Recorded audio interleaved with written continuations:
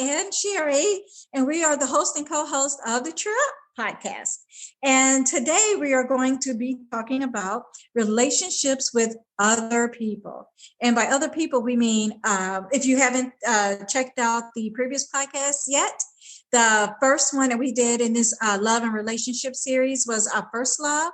That was a podcast episode. And then the next episode was love and relationships between spouses. The third one was love and relationships with children.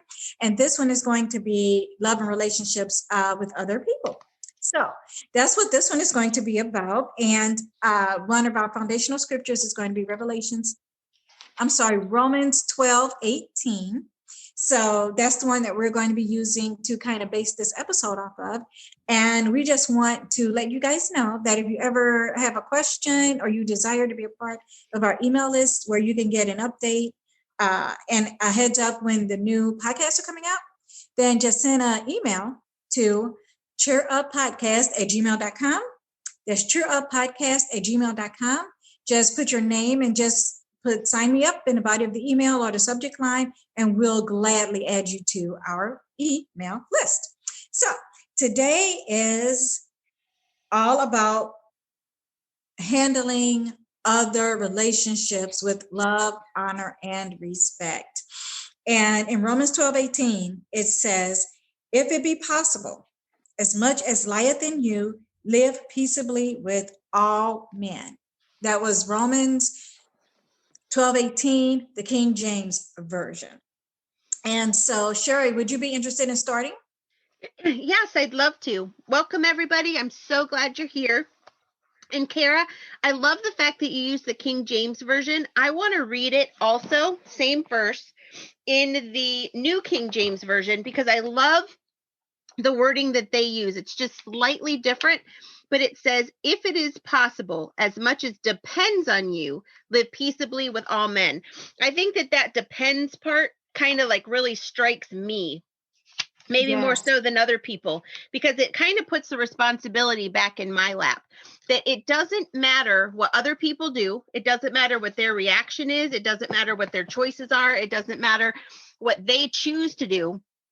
What matters to God is my response to that choice, my response and my responsibility to live at peace with everyone. Does that mean that I have to agree with everything they say? Absolutely not. Does that mean that I have to do everything that they tell me to? Absolutely not. It means that God is my first and foremost authority, going back to the very first podcast in this series that we talked about, that God is our first love. And if I am living biblically and living the way that he wants me to and doing what he is choosing for me to do, then that is how I live at peace with everyone else. But it also doesn't mean that I criticize their choices, that I argue to death, that I ruin our relationship because I have to be right. So in as much as depends on me, it is my responsibility to live at peace with everyone. And it's going to look so different for every single relationship we have. At least I feel that way with my life. What about you? Oh, I absolutely do. And by other relationships, we're talking about any and other relationships besides spouse and children. And you know what? Now that I think about it, even including spouse and children, we're talking about, with we're talking about with parenting, parents, siblings, extended family, co-workers, just anyone and anybody we have relationships with that may or may not sometimes can be contentious or have the possibility of becoming contentious, or that may already be contentious. Those are the type of relationships that we are talking about. And as believers, we are called to a higher standard. Romans 12:18 makes that perfectly clear. And I love the New King James Version on that, Sherry, about how it says depends, because honestly, as believers, we are giving a lot of benefits. Honestly, they are endless. And of course, the main one being eternal life with our Lord and Savior. But the one thing that we cannot do is control the conduct of other people. God does not even do that. He gives us our own will. And even though we may want to control the conduct of them and we wish that their conduct and everything would change, it's just simply not up to us to be able to do that. And sometimes that's hard for us to do because we may disagree. There are people you disagree with and you can just laugh and just have just kind of a funny type of disagreement, meaning lighthearted. And then there's those who you're going to disagree with vehemently. Okay. And I think those are the ones where we have to realize and take a step back and just remember we can only control our behavior and our response to how that person may or may be coming at us or attacking us, or even if we feel attacked. We are called to a higher standard.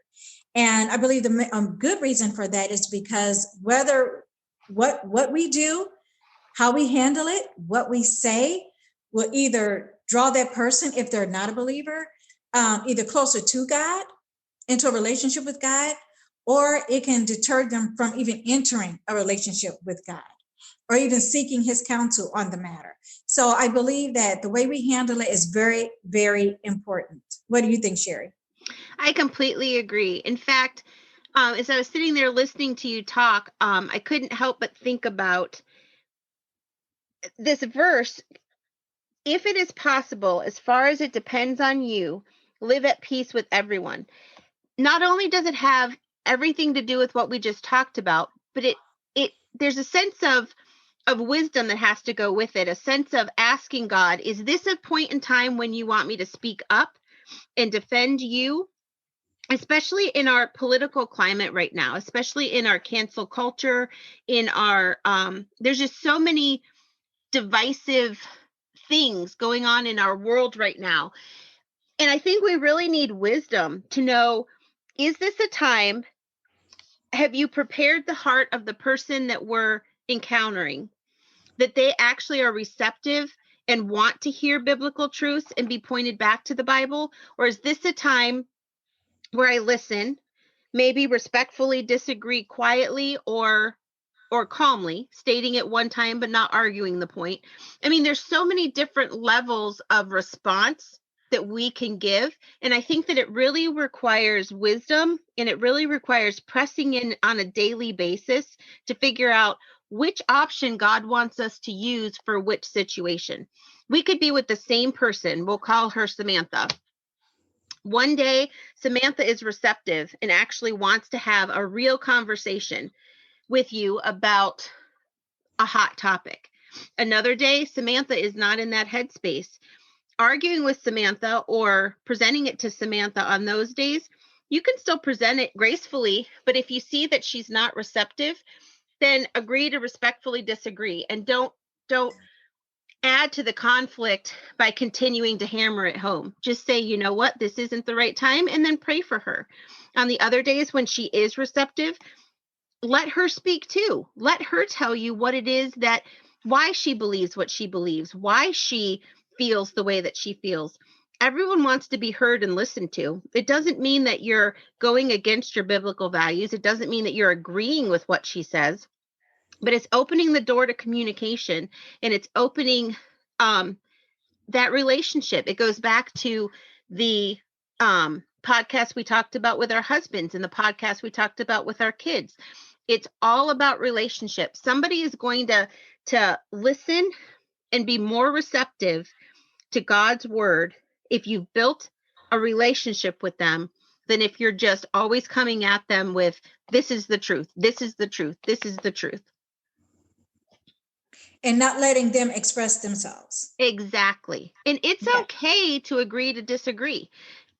I know for myself, on the Christ following journey that I've been on in 2021, I can hear things and understand them and accept them into my spiritual walk so much better than I could in 2013. I wasn't there yet. It didn't mean that I didn't want to hear it, but I wasn't ready to implement it. It didn't mean that I didn't need it in my life. It meant that I wasn't ready for it in my life.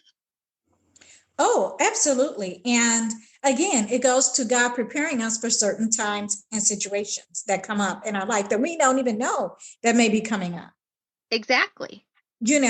And I think, but I also kind of want to just make it clear that just because we are Christians does not mean that we are carpets. Agreed. Oh, agreed. Agreed. Yes. It does not mean that, you just let people walk all over you and say what they want to say and do what they want to do. Now, the way we handle that is where Romans 12:18 comes in. But you have to have your own personal boundaries. And you have to have wisdom. You have to have wisdom. Yeah. Yes. Constantly ask God, because Monday, he might want you to be quiet. Tuesday, he might want you to speak up. Wednesday, he might want a different response from you, but he never once says be a carpet. Oh, absolutely. And the reason even with the same person, you may get different answers from God on each day is because he knows their heart. We don't. We only hear the words that are coming out their mouth. So on Monday, they may have been, like you mentioned earlier, completely opposed to anything you had to say. But then by Wednesday, they may be like, hey, okay, I think I'm a little bit more open, But by boundaries, I mean, when the other person results to like name calling, shaming, mocking, and things of that nature.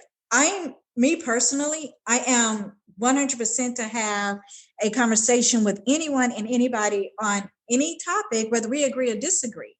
And we could talk about it and debate it all day long.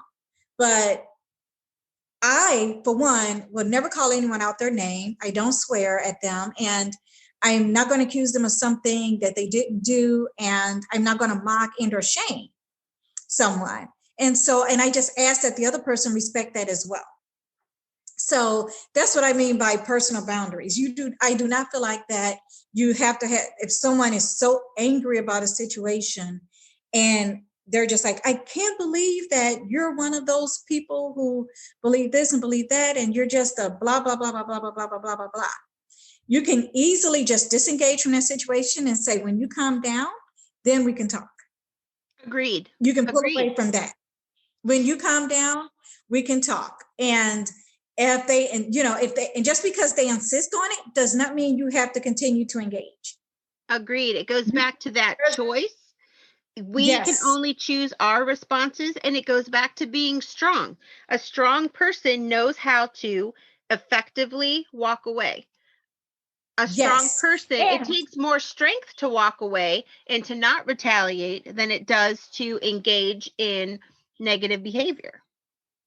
And it's negative because if they are so angry to that point to where they have succumbed to that type of behavior, you going back and forth with them is not really going to help the situation.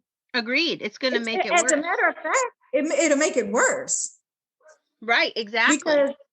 Because you may end up saying something that you regret, then they're going to say something else that they regret. And especially if it's someone you love and care about, but you guys just happen to be on opposite fields at this point on this particular topic, then that's something that you guys are going to have to live with and could sometimes really hurt that relationship. Because unlike a physical bruise, if someone punch you, after 2 or 3 days, it's gone. You no longer see the bruise. But words hurt and they sting and they go deep. And the book of James tells us that. So sometimes it's to the best for them and for you and for the relationship as a whole to just back away, back off before, the temperature on both sides rises too hot. And then, unfortunately, you do not want to get a point in that relationship to where you reach a point of no return. Agreed. And one of the things the reason I say you don't want to reach a point of no return is because there have been relationships that have been decades old. And I'm not talking like marital relationships, sibling relationships, parental, mother, children, child type relationships. I'm talking about like best friends that have been friends for decades, that have said things that permanently damaged the relationship. And it was never the same. That just resuming the relationship to the way it was is just almost impossible. I say almost because with God, anything is possible. But it would take two to do that, not just you, but that other person as well. So it's always best to disengage before you get to that point. Agreed. I was given an example. I think I read it somewhere, and I think it fits so wonderfully in this situation. Take a tube of toothpaste, take a paper plate, squeeze out that tube of toothpaste onto the plate, and then try to put the toothpaste back into the tube. You're never going to get all of the toothpaste back. And the point of the matter is, words once spoken cannot be taken back. They will always be out there. Absolutely. And why some people go, no, I'm going to stand my ground and I am going to, convince this person that their way is the wrong way, and everything else. And that's fine if you're having a civil discussion. That is perfectly okay, as long as you're having a civil discussion and it has not gotten to the point to where, nostrils are flared and words are spewing, and things like that. Agreed. And that goes back to what we were talking about in the podcast about the first love, God as our first love, our husband and our children. It goes back to, what is the motivation that you have for this discussion? Are you going into this discussion, into this conversation to be right? Are you motivated because you want to be right? Or are you motivated that God will get the glory? Like, ultimately, every relationship, every conversation, every encounter that we have should be for God to get the glory. Is that always going to happen? No, because we're human. There have been so many conversations I've had where I'm like, that did not go the way that I wanted it to go. That went so fast. And I was to blame. So I had to go back and apologize and say, you know what? I was not a good reflection of God. I am so sorry. So, but what is the motivation? If the motivation is always to be right, then maybe that's a conversation you have to have with God. Maybe you need to say to him, hey, why do I always have to be right? Why does it seem like I'm in conflict with my husband? I'm in conflict with my best friend. I'm in conflict at work with my coworkers, with my boss. What is it about me that I need to change? Maybe I have good intentions, but my presentation stinks. Maybe my presentation is, maybe I think I'm smiling, but I look like I'm grimacing. I mean, that's happened with me, with my husband, multiple times. He's like, Sherry, why do you look so mad? I'm like, I'm not mad. Why do you think I'm mad? So, I mean, we have to check ourselves, and what is our motivation in our conversations with others? Oh, absolutely. And that is a quick prayer. And we always have to check our motivations, because if it's just to say, aha, I was right, you were wrong, type of thing, then that's not going to work, and it's not going to go over well. Agreed. And nobody will win. Right. And nobody will win. And it's like we can, and that even goes deeper, because if you're one of those people that just feel like that your heart motivation is wrong, and you're just one of those that, I just have to let them know that I'm right, then the question begs to be asked, why do you feel the need to be validated in this situation? Agreed. So it goes sometimes deeper, where we have to just go to God and say, Lord, why do I feel this strong need to be validated in this particular situation? Why do I feel like they have to acknowledge that I was right or that they were wrong? Why do I feel this strong need? Because chances are they may never do so. Well, and I always, for myself, I find that I have to ask God, I have to put myself in a humbling position and in a submissive position to God and say, you know what, God, if I truly am wrong here, if I've got skewed thinking, if I am not seeing the big picture and I'm not seeing your truth the way that it really is, reveal that to me. Show me. And I am more than happy to go back and apologize. I am more than happy to go back and say I was wrong. It's harder with some people because it's so much easier to say I was wrong to somebody who gives grace. It's so much harder to say wrong or to admit that you're wrong to someone who will say, I told you so. Yes. But both responses, saying I'm wrong to both situations, is the godly biblical response. It is. And unfortunately, I've been on the opposite. I've been on the end of that, so I have had to go back and apologize.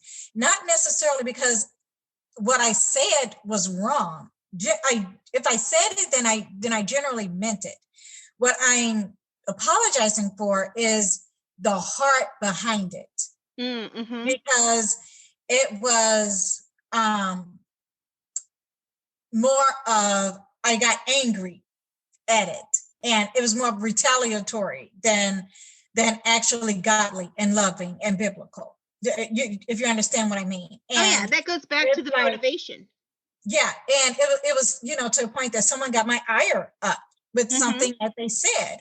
And what I said, but my response may have been fine, okay, great, and biblical, and exactly 100% what I believe. So I'm not apologizing for what I said. I'm apologizing for the way I said it.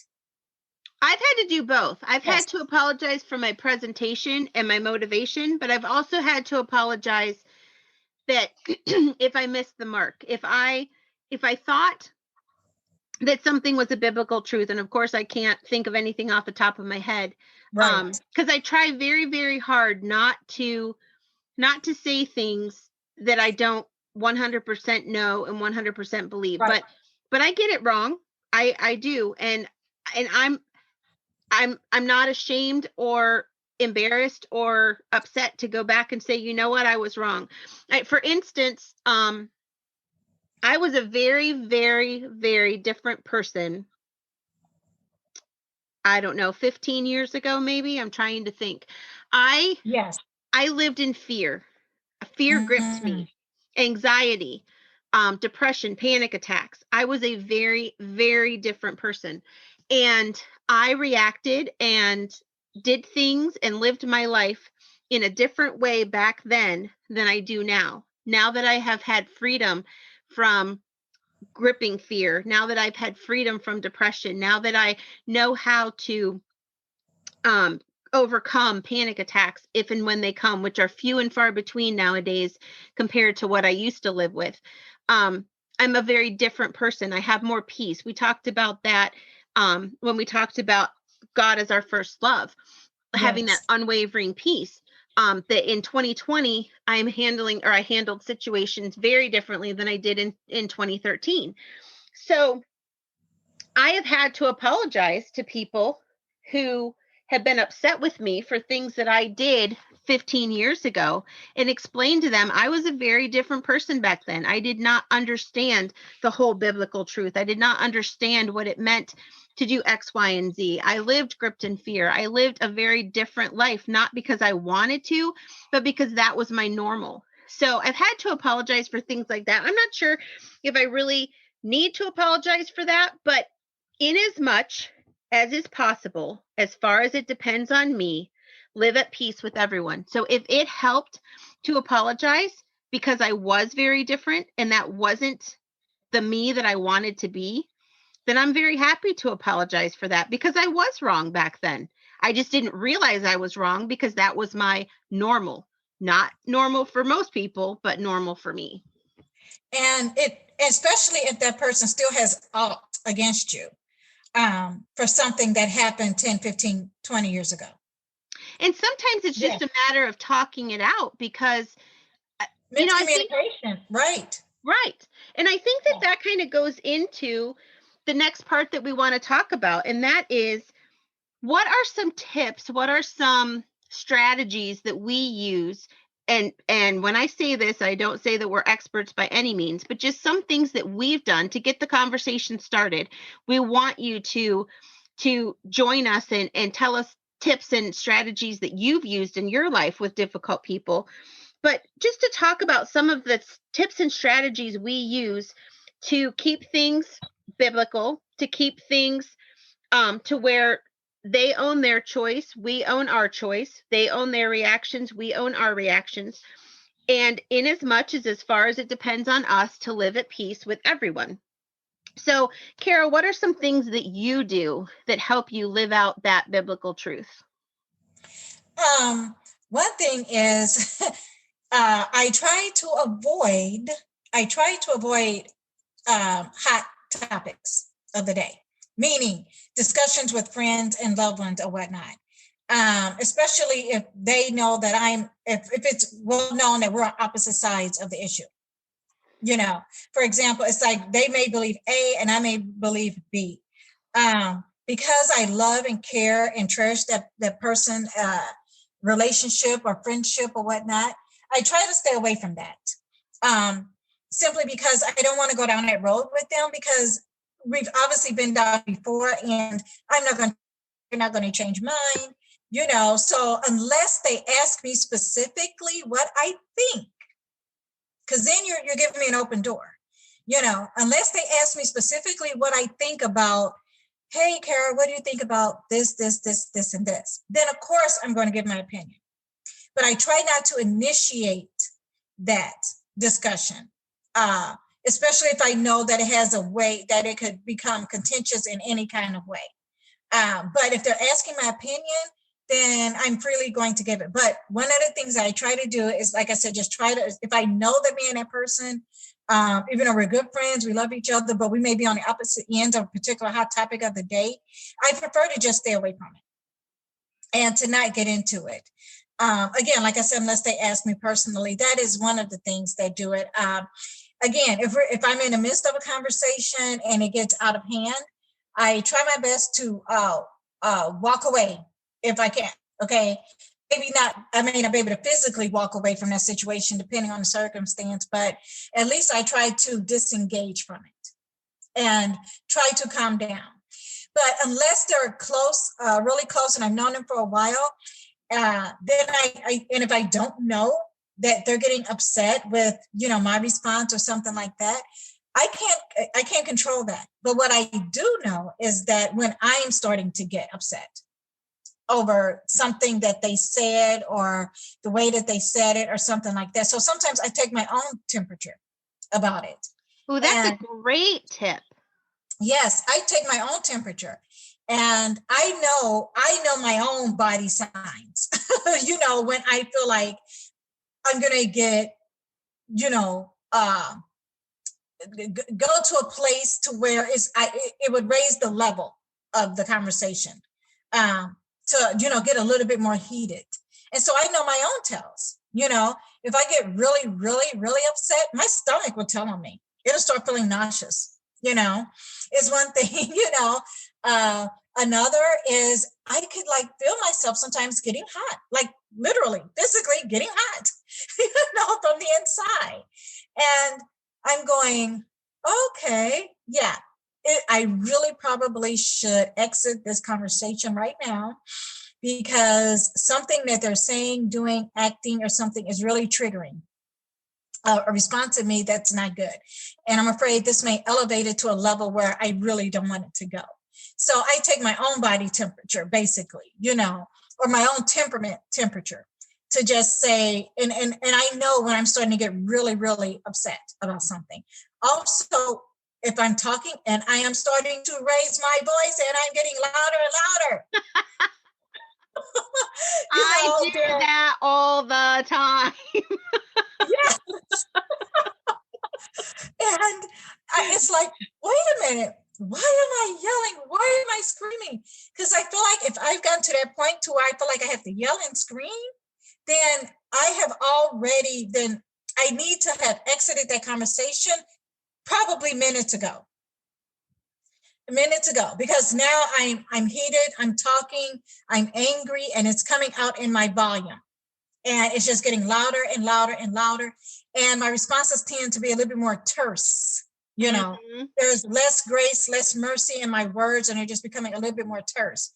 And so I'm like, okay, sorry, I gotta go. I need to go. I need to get a drink of water. I need to just go. We probably need to exit this conversation altogether. And so I'm gone. So those are some of the things, like when I'm in the midst of one, or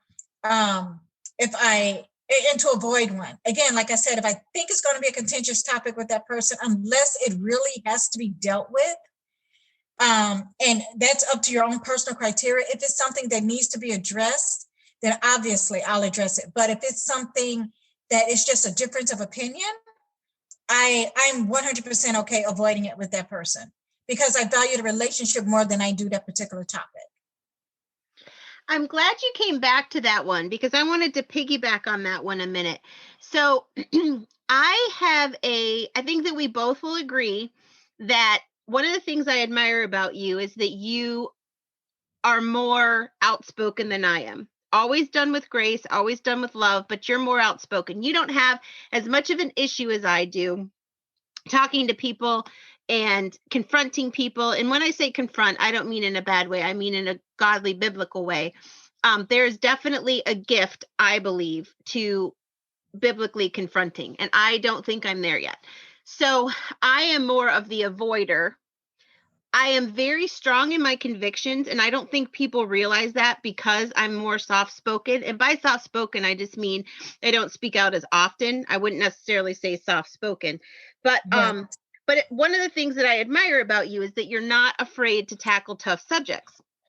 One of the Right. things that God has grown me in, because this is an area that I need to grow, I have no problems having the tough conversations with people. However, I start my day with a few prayers. They're very simple, they're very easy. And then I know that when I'm confronted or when I'm invited into a confrontational topic for myself, then I know I have the green light from God because I've been prayed up ahead of time. So for me, Yes. I have two specific prayers that I pray. One is, God, if you want me to have that conversation, and that conversation can be whatever, but if you want me to have a specific conversation with a specific person today, then I need to know that you have given me the green light and that you have opened the door. I need to know that you have prepared their heart, you have prepared my heart, and that this is a conversation that you will give me the words for. So, granted, I said that very long, but that is the first prayer. And then the other prayer that I pray on a regular basis daily is, Jesus, I want your love to shine through me to those who need it most. When I start my day that way, when I start with those two prayers, then, like you said, you have certain people that you on purpose choose not to have conversations with, not bring up certain topics. Then, when they do bring up those topics and they do invite you into that conversation, you know that it's God ordained already. You know that God will give you Yes. the words. You know that you're prayed up and that you're ready. And you know that God has prepared their heart so that you can have that conversation. There have been so many people in my life where I have prayed that prayer ahead of time, and God has, I couldn't even tell you to this day exactly how he opened the doors, but those conversations are some of the sweetest and some of the best conversations that I've had because I knew that God prepared us both ahead of time. It was God's words being spoken, and it was his seeds that were being planted. What happened afterwards, I have no idea because that's between God and them. But I always say to him, I'm willing to pick up that conversation again, no matter how difficult it is, when it's your time and when I'm supposed to.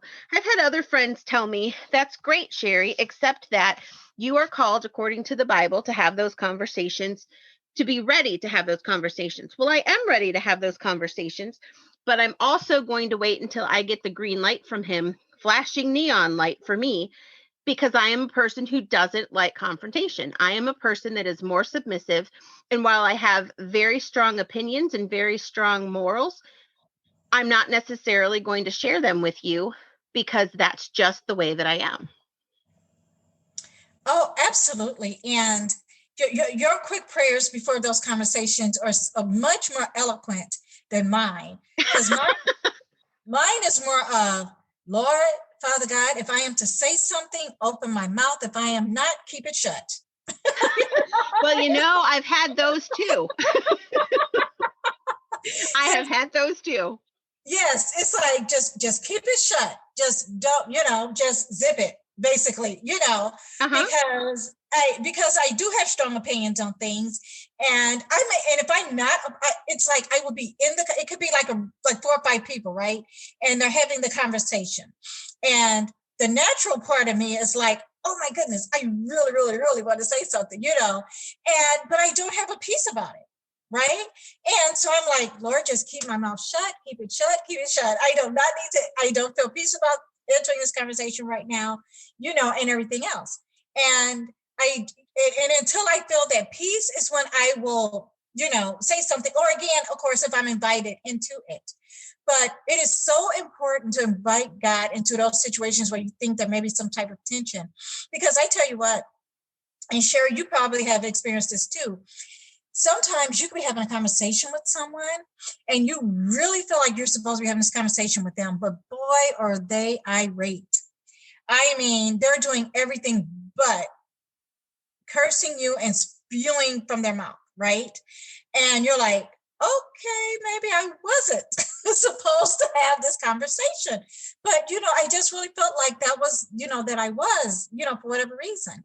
And, you leave the conversation and they're madder at you than they ever have been before. But then a week or two, maybe a month later, they come back and they go, you know what? I really had time to think about what you said, and I get where you were coming from. And I know what you were trying to say, and I get it. And they just, it's almost like they had to embrace what was being said on their own time. Oh, exactly. I'm very much like that.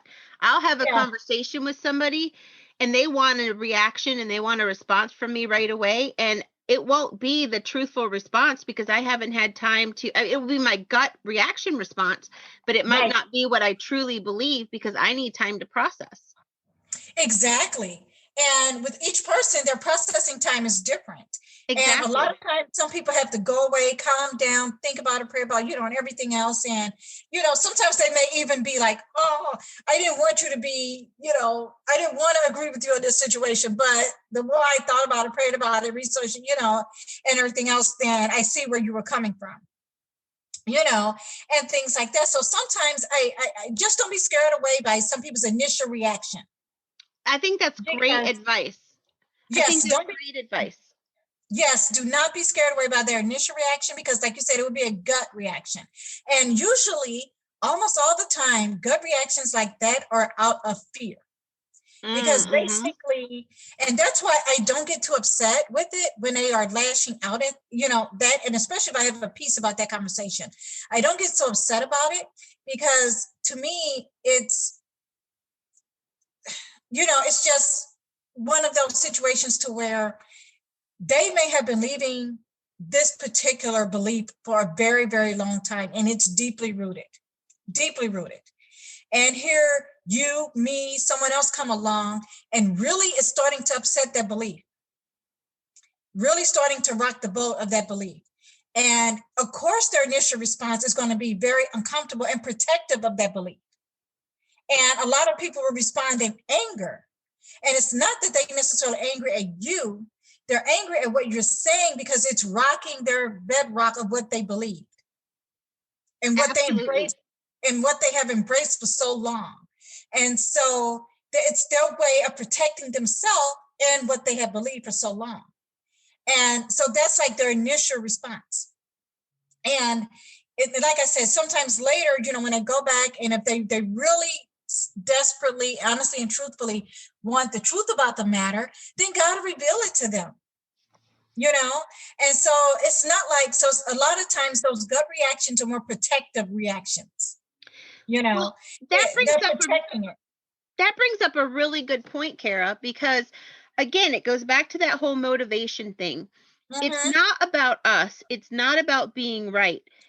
God is the one that ultimately is responsible for each person's decision about, and I know we're not talking about salvation specifically right now, but ultimately, God wants us to have a relationship with him, and he wants us to be in heaven with him forever.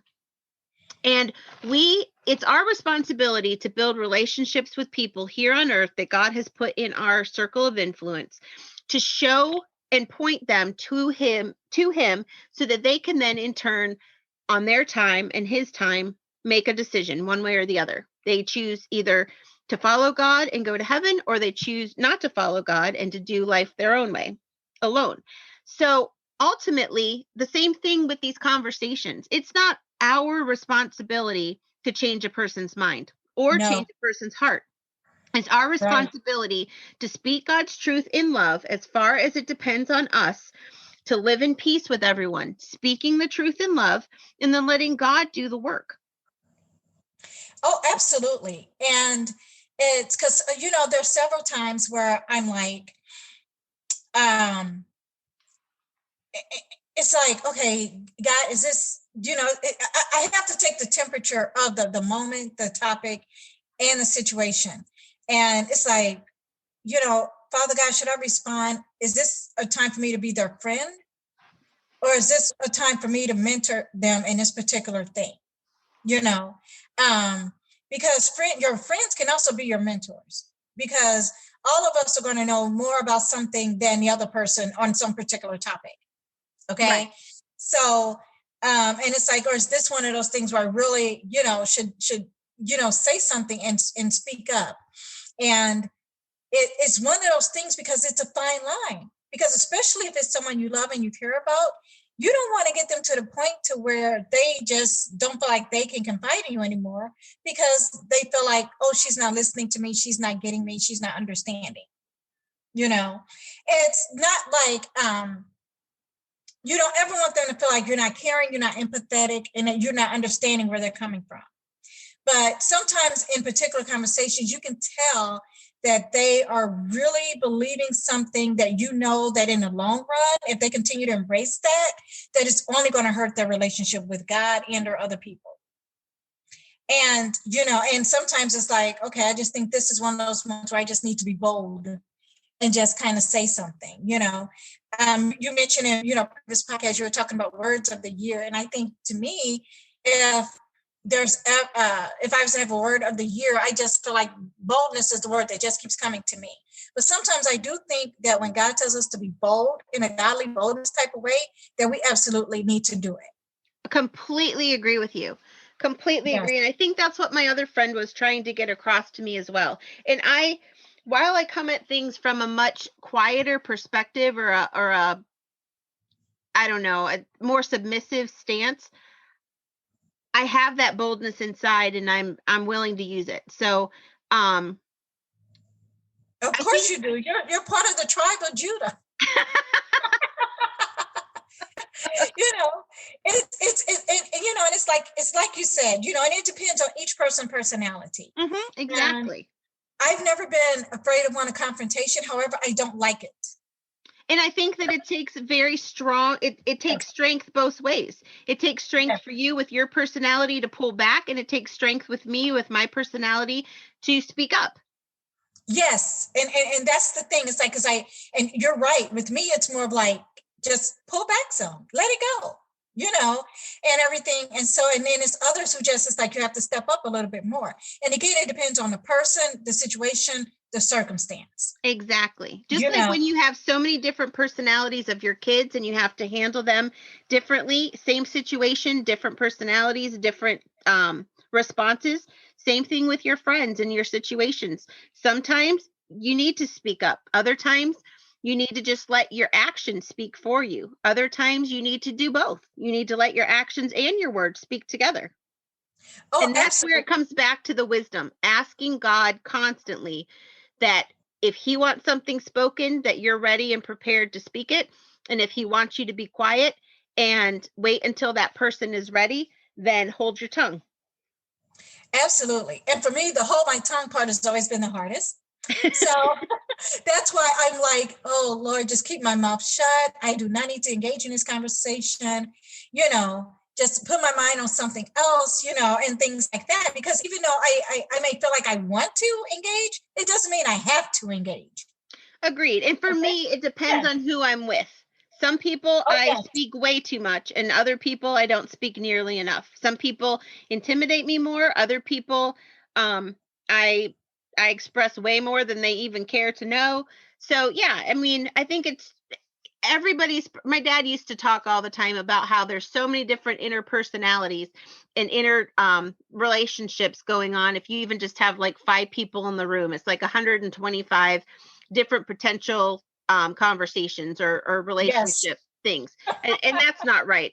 Please do not quote my data there, but it's that type of a thing. So this topic, relationships, I mean, it is so broad and so big. And I really want to know from you guys. I want to know, did we cover what you wanted us to? Did we encourage you in the areas that you wanted to be encouraged? Are there other areas and situations with relationships in general with people that you would like to talk about?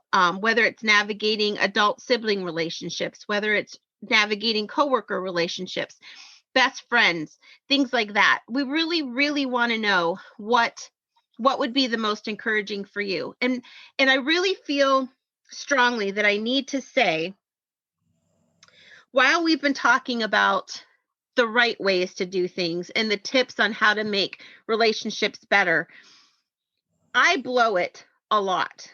There are so many times when I will end a conversation and either I wasn't bold enough to speak up like I needed to, I spoke up too much and I shut the other person down. I let the person believe unintentionally the opposite of what I was really feeling. So many times I have blown it. And I want to offer encouragement to those people right now. I want to offer encouragement to people who say, well, what about me? Because I'm in the situation that Kara talked about. I was best friends with somebody for 25 years and we had one conversation that just blew it out of the water and we don't even speak anymore. And it's been 5 years since we've spoken. One, I want to say that nothing is impossible with God. He can restore, Yes. redeem, and rebuild anything because that is who God is. Second, God gives unlimited, abundant grace. He does not expect us to be perfect. And so us expecting ourselves to be perfect is faulty thinking. God Yes. gives us grace. He asks us to come to him and ask for forgiveness. One, to put us in a humble, submissive position before him, admitting to him that we know we were wrong, that we don't know how to fix it, and that we want him to take over. And it also breaks down that wall between him and I, or between us and him. So I want to really, really encourage people. If you are in a relationship with somebody and every time you get together with them, no matter what your best intentions are, it just goes to pieces and you're left going, what did I do this time? I was agreeing that the sky was green, even though I know it isn't. Right. I just want you to feel encouraged and I want you to have hope that God can even fix those. He is the fixer of everything. And the worse off you think it is, the better he can fix it. And the more of a testimony and the more of a miracle it will be. So I just really want to encourage people. And as we wrap up today, I just want to say, what about you? What about your story? Who do you struggle with? Maybe you don't struggle with anybody. Maybe you figured out the right tips to use. Maybe you have that good balance between holding back and being courageous, confronting in love and thinking the best of everybody, agreeing to disagree, finding common ground, building relationships before you have those tough conversations. We want to hear from you. We want to know what works for you, what doesn't work for you. And we just want to continue to encourage you that God is the God of redemption, restoration, and he's so personal. He can take any and every situation that you find yourself in. And going back to Romans 8:28, all things work together for good to those who are called according to his purpose. He can take our mistakes and turn them into messages. He can take our mistakes and turn them into blessings. So don't give up hope. Stay encouraged. Is there anything else, Kara, that you want to say before I wrap it up officially? No, and sometimes just be at peace. If that other person is not, meaning, like Sherry was saying, what did I do wrong? I agree with them that the sky is green. And sometimes with the other person, it takes they're not at peace.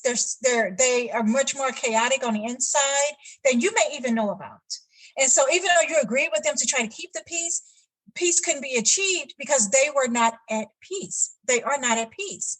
So even though you agree with them and they're still mad and upset and, ranting and everything, it's because that's something on the inside of them that needs to be made whole.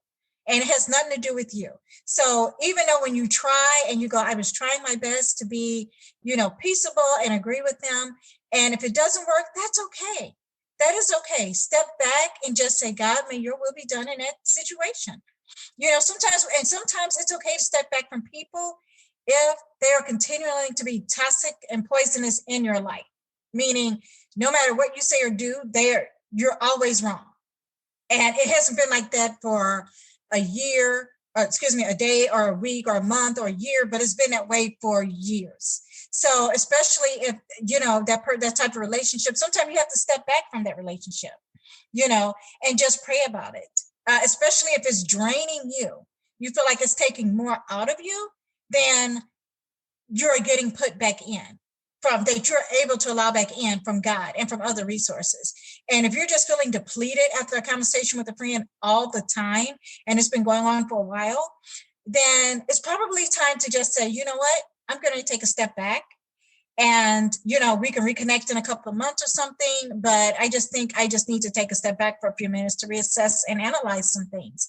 I think that's perfectly okay, and because you want to be into relationships that will be a blessing to them. And sometimes people are just not ready.